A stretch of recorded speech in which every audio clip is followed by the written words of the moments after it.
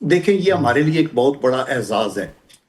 آپ دیکھیں کہ پاکستان ہمیشہ بائیں طرف ہی رہا، اور ہمیں کبھی کہا کہ ٹیررزم کو یہ ہوا دے رہے ہیں، کبھی یہ امریکہ جو افغانستان میں تھا تو جب نکل کے گئے تو انہوں نے کہا کہ ہماری شکست کی وجہ پاکستان تھی، اور ہمیں ایف اے ٹی ایف میں دھکیلا گیا، اور اسی طرح انڈیا کو پراپ کیا گیا، کشمیریوں کی طرف کوئی دھیان نہیں، تو ہم بیڈ لائٹ میں تھے۔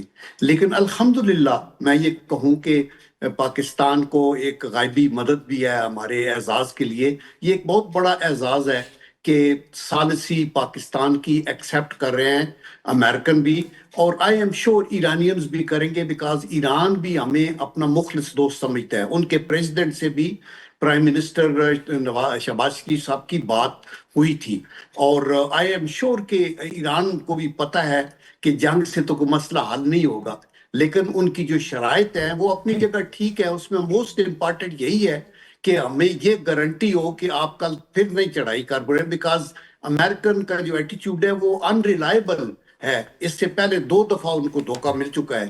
تو میرے خیال ہے پاکستان کے لیے یہ مشکل کام تو ضرور ہے، لیکن اس کے ساتھ یہ اعزاز بھی ہے، اور چونکہ دونوں سائیڈیں ہمارے اوپر تکیہ کر رہی ہیں تو آئی ایم شور کہ انشاءاللہ اس میں کوئی راستہ ٹھیک نکلے ہے۔ گا، جنرل بیکاز صاحب، کیا امریکہ کو بھی پاکستان جو ہے اس معاملے میں جی ضامن کا کردار ادا کر سکتا ہے، گارنٹر کا کردار ادا کر سکتا ہے یا نہیں؟ کیونکہ امریکہ تو بہت سارے ممالک کی نظر میں ناقابل اعتبار ہے، اور پہلے بھی ایک معاہدہ جو ہوا تھا جس میں یورپین ممالک بھی شامل تھے، وہ معاہدہ یک طرفہ طور پہ امریکی صدر ڈونلڈ ٹرمپ نے توڑا۔ تو اب کی بار کیا پاکستان ثالث ہی رہے گا یا اس میں کوئی گارنٹی یا ضمانت بھی دے سکتا ہے، اور خاص کر امریکہ کی ضمانت دے گا پاکستان؟ جی ہاں، دیکھیں آئی ایم شور کہ اگر یہاں تک نوبت آئی اور ہماری لیڈرشپ نے اس کو موضوع سمجھا، اٹ ڈیپینڈس کہ ان کی کیا انڈرسٹینڈنگ ہوگی ٹرمپ کے ساتھ یا اس لیڈرشپ کے ساتھ۔ پریزنٹلی تو اٹ لکس کہ ٹرمپ جینوئنلی رسپیکٹ دے رہا ہے ہماری پولیٹیکل اور ملٹری لیڈرشپ دونوں کو، اور وہ یہ بھی سمجھ رہا ہے کہ ہم مخلص ہیں امن کے لیے، and that is the reason کہ اس نے بارہا پاکستان کا جو ہندوستان کے ساتھ بھی تنازع ہوا تھا اس میں پاکستان کی ہمیشہ تعریف کی ہے۔ ٹھیک تو ہے۔ میرے خیال میں گارنٹیز تو جو ہوتی ہیں وہ پاکستان اپنے طور کے اوپر دے گا، یہ سوچ سمجھ کے فیصلہ کریں گے۔ ایک پاکستانی تو اس میں گارنٹر نہیں ہو سکتا، ایکچولی اس میں انوالو یونائٹڈ نیشن کو بھی کرنا ضروری ہے کہ وہ گارنٹی دیں کہ آئندہ یہ ان کے چارٹر کی وائلیشن اور انٹرنیشنل لا کی وائلیشن نہیں ہوگی، کیونکہ ابھی تو جو ان کی مرضی ہے، نتن یاہو جو ایک وار ٹھیک ہے۔ کرمنل ہے، اور مطلب ہے انٹرنیشنل کورٹ آف جسٹس نے بھی اسے کہا ہوا ہے he should have been arrested. وہ اگر ادھر ٹرمپ کے ساتھ مل کے تو اس نے یہ اٹیک ادھر کرایا اور ان کو بھی مصیبت میں پھنسایا، اس کی مخالفت تو ود ان امریکہ بھی ہو رہی ہے، لیکن ود ان اسرائیل بھی ہو جنرل صاحب، پاکستان تو امریکہ اور ایران کے بیچ ثالثی کروا رہا ہے، تو کیا بطور ثالث پاکستان اس بات کو یقینی بنائے گا کہ امریکہ کے علاوہ اسرائیل بھی ایران پہ حملے نہ کرے؟ دیکھیں اسرائیل کی تو گارنٹی میرے خیال میں کوئی بھی نہیں دے سکتا، پاکستان کیسے دے سکتا ہے لیکن جب ہمارے ان کے ساتھ امریکہ کو یہ گارنٹی دینی چاہیے۔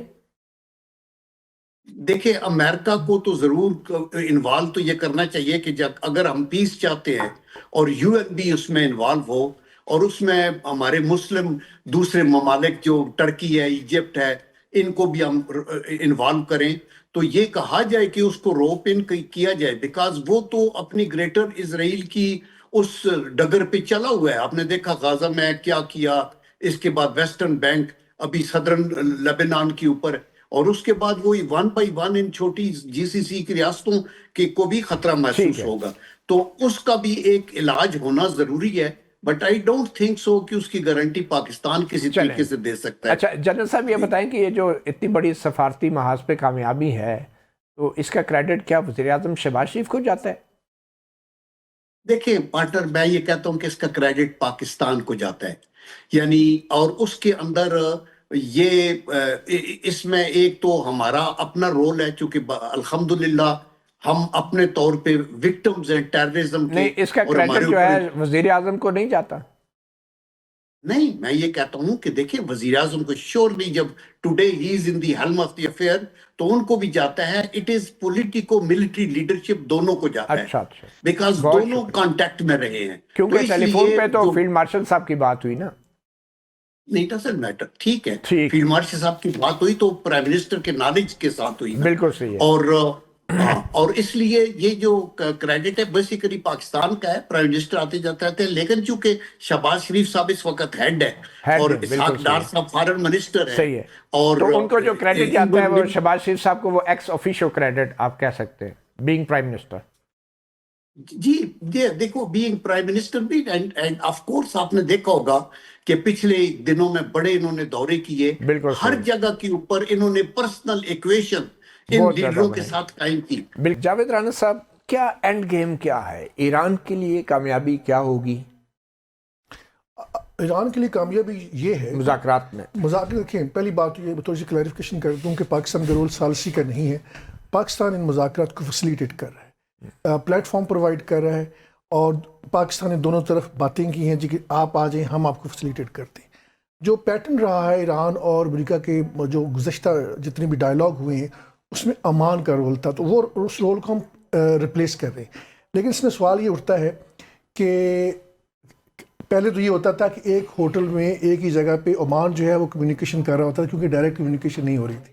تو کیا اس دفعہ فیس ٹو فیس مذاکرات ہوں گے یا نہیں؟ اور پھر بعد میں جو عمان کے ساتھ ہوا وہ دیکھیں وہ ایک بالکل ڈفرینٹ ڈبیٹ ہے. ایران کی چونکہ اس وقت سروائیول گیم ہے, وہ کسی کو نہیں چھوڑا. تو اینڈ گیم کیا ہے ایران کی کامیابی صرف یہ ہے, اگر پہلے ملیٹریلی اسپیکنگ ایران کی جو گورنمنٹ ہے, نو میٹرز کہ کتنے لوگوں کو ان کو شہید کر دیا گیا, لیکن اگر وہ سروائیو کرتے ہیں یہ ان کی سب سے بڑی کامیابی ہے. دیکھیں لمبی لسٹ ہے دونوں طرف سے, لیکن میرا خیال جہاں پہ چیزیں سیٹل ڈاؤن ہو سکتی ہیں وہ یہ ہے کہ امریکہ ایک گارنٹی دے دے کہ دوبارہ حملہ نہیں کرے گا.